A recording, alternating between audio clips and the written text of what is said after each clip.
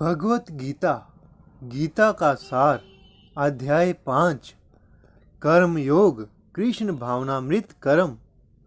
जय श्री कृष्ण। दोस्तों, चतुर्थ अध्याय में आप लोगों ने जाना कि आत्मा ईश्वर तथा इन दोनों से संबंधित दिव्य ज्ञान शुद्ध करने तथा मोक्ष प्रदान करने वाला है।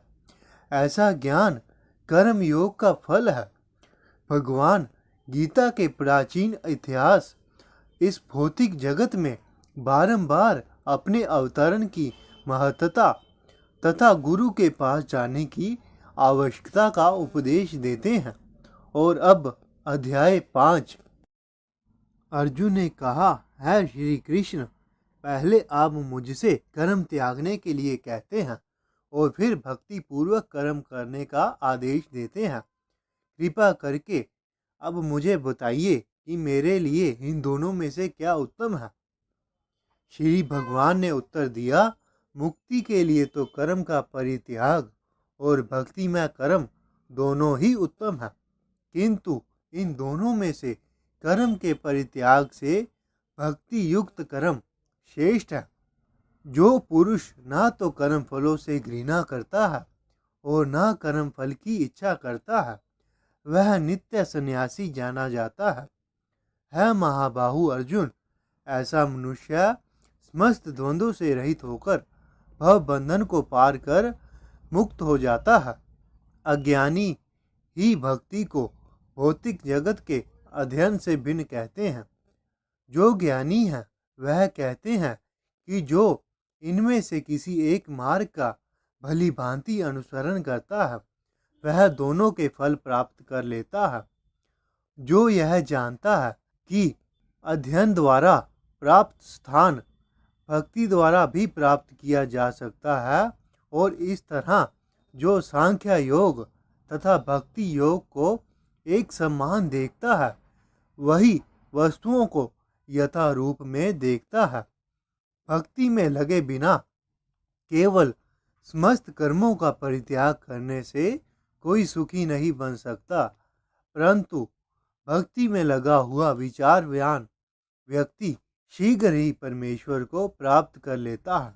जो भक्ति भाव में कर्म करता है, जो विशुद्ध आत्मा है और अपने मन तथा इंद्रियों को वश में रखता है, वह सबों को प्रिय होता है और सभी लोग उसे प्रिय होते हैं। ऐसा व्यक्ति कर्म करता हुआ भी कभी नहीं बंधता।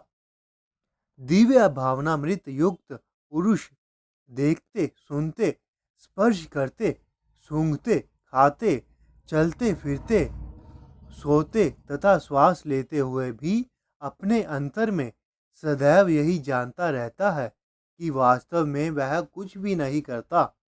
बोलते, त्यागते, ग्रहण करते या आंखें खोलते बंद करते हुए भी वह यह जानता रहता है कि भौतिक इंद्रियां अपने अपने विषयों में प्रवृत्त हैं, वह इनसे अलग है।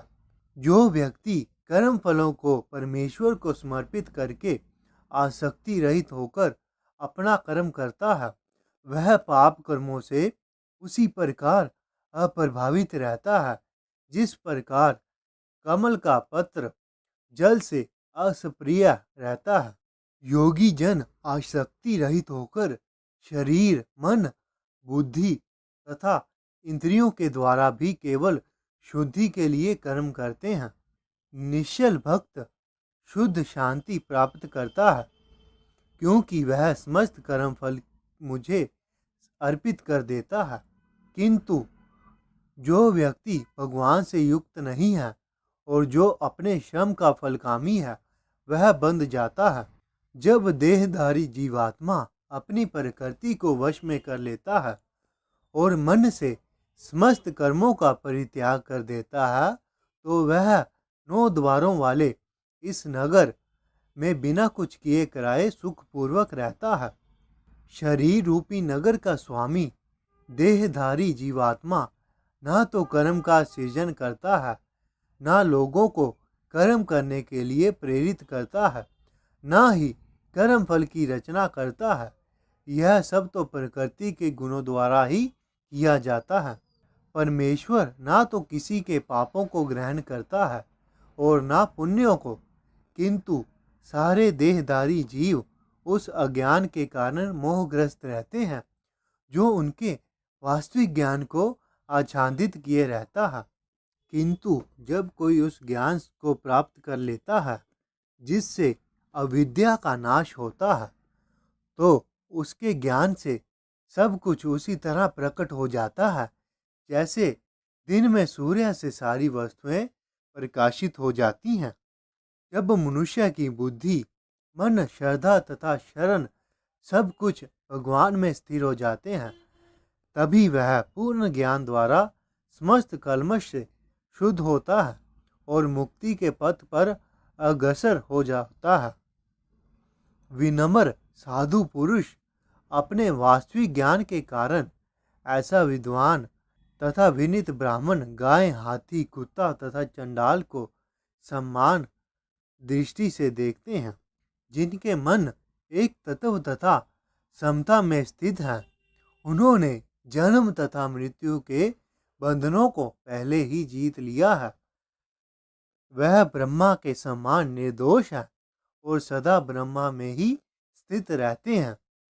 जो ना तो प्रिय वस्तुओं को पाकर खुश होता है और ना अप्रिय वस्तुओं को पाकर दुखी होता है, जो स्थिर बुद्धि है, जो मोह रहित है और भगवत विद्या को जानने वाला है, वह पहले से ही ब्रह्मा में स्थित रहता है। ऐसा मुक्त पुरुष भौतिक इंद्रिय सुख की ओर आकृष्ट नहीं होता, बल्कि सदैव समाधि में स्थिर रहकर अपने अंतर में आनंद का अनुभव करता है। इस प्रकार स्वरूप सिद्ध व्यक्ति पर ब्रह्मा में एकाग्रचित होने के कारण असीम सुख भोगता है। बुद्धिमान मनुष्य दुख के कारणों में भाग नहीं लेता, जो कि भौतिक इंद्रियों के संसर्ग से उत्पन्न होते हैं। है कुंती पुत्र, ऐसे भोगों का आदि तथा अंत होता है, अंत चतुर व्यक्ति उनमें आनंद नहीं लेता। यदि इस शरीर को त्यागने के पूर्व मनुष्य इंद्रियों के वेगों को सहन करने तथा इच्छा एवं क्रोध के वेग को रोकने में समर्थ होता है, तो वह इस संसार में सुखी रह सकता है। जो अंतकरण में सुख का अनुभव करता है, जो कर्मठ है और अंतकरण में ही रमण करता है तथा जिसका लक्ष्य अंतर्मुखी होता है, वह सचमुच पूर्ण योगी है। वह पर ब्रह्मा में मुक्ति पाता है और अंत ब्रह्मा को प्राप्त होता है। जो लोग संशय से उत्पन्न होने वाले द्वैत से परे हैं, जिनके मन आत्म साक्षात्कार में रत हैं, जो समस्त जीवों के कल्याण कार्य करने में सदैव व्यस्त रहते हैं और जो समस्त पापों से रहित हैं, वह ब्रह्मा निर्वाण को प्राप्त होते हैं। जो क्रोध तथा समस्त भौतिक इच्छाओं से रहित हैं, जो स्वरूप सिद्ध आत्म संयमी और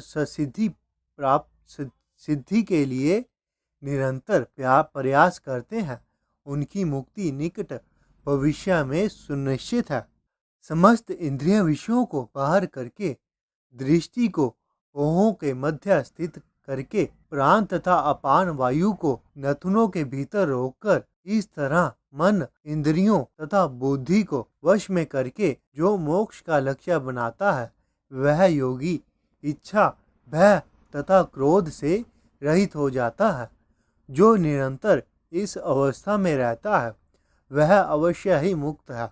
मुझे समस्त यज्ञों तथा तपस्याओं का परम भोक्ता, समस्त लोगों तथा देवताओं का परमेश्वर एवं समस्त जीवों का उपकारी एवं हितैषी जानकर मेरे भावनामृत से पूर्ण पुरुष भौतिक दुखों से शांति लाभ करता है। इस प्रकार श्रीमद् भगवत गीता के 5वें अध्याय का भक्ति वेदांत तात्पर्य संपूर्ण हुआ। जय श्री कृष्ण।